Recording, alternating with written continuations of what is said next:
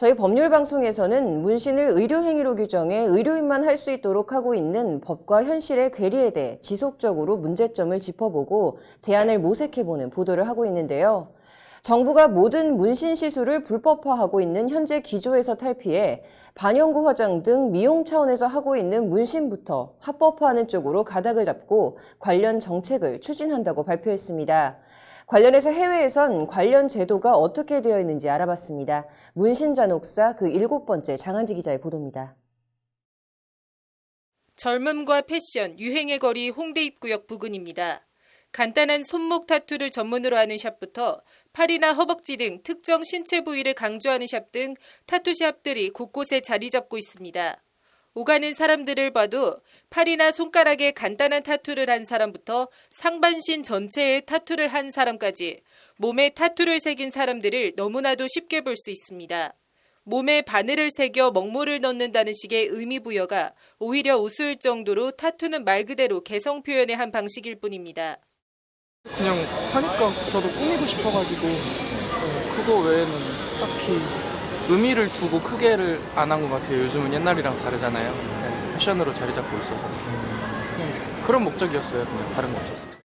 이효리 등 호감도 높은 유명 연예인이나 스포츠 스타들도 공공연히 타투를 자랑하고 있어 문신하면 조폭이나 양아치나 하는 것이라는 이미지도 다 옛날 옛적 얘기일 뿐입니다. 저는 제 몸에 타투를 하지 않았지만 본인이 원한다고 하면 개성이기 때문에 무관하다고 개인적으로 생각합니다.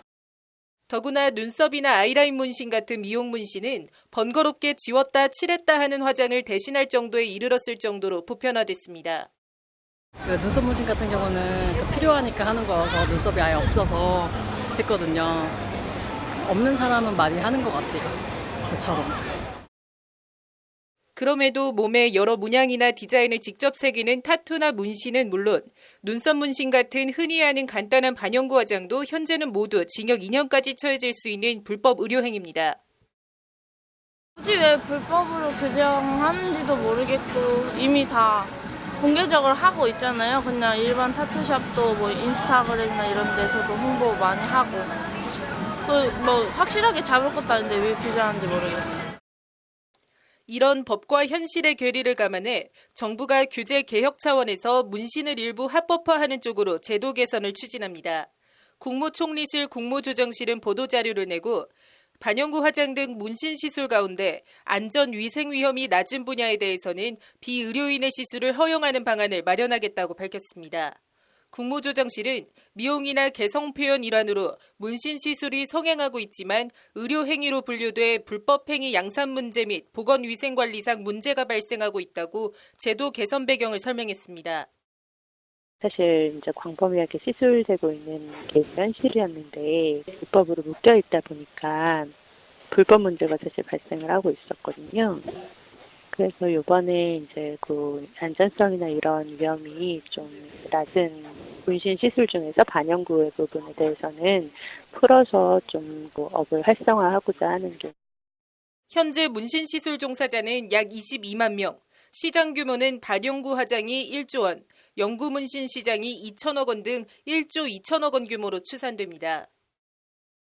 보건복지부 관계자는 구체적인 규제 완화 범위와 시술자의 자격 기준 등에 대한 논의를 거쳐 내년 초 관련법을 개정할 계획이라고 밝혔습니다.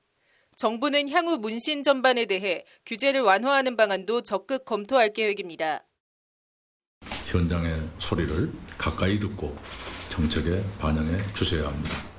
특히 업계와의 소통을 강화해 주시기 바랍니다.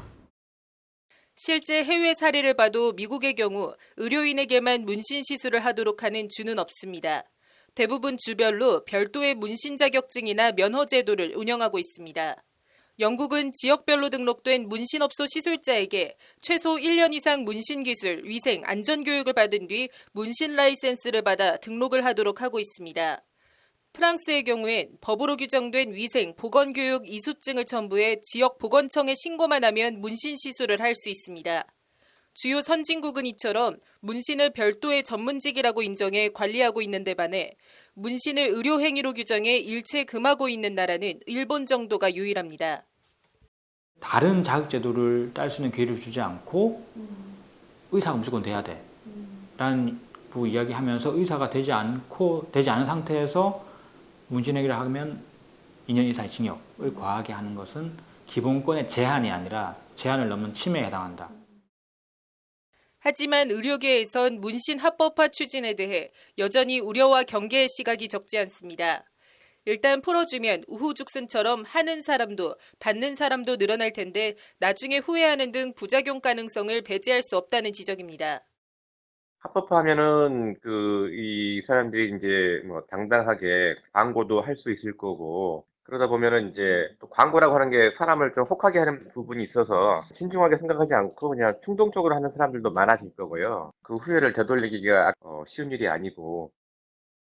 문신업계에서는 정부의 방침을 환영한다면서도 앞으로 개정안이 마련되기 전까지 문신 시술 자격과 범위, 조건과 관련한 합리적인 안이 마련될 수 있도록 적극적으로 목소리를 내는 한편 의사들을 설득하는 작업을 병행할 예정이라고 밝혔습니다.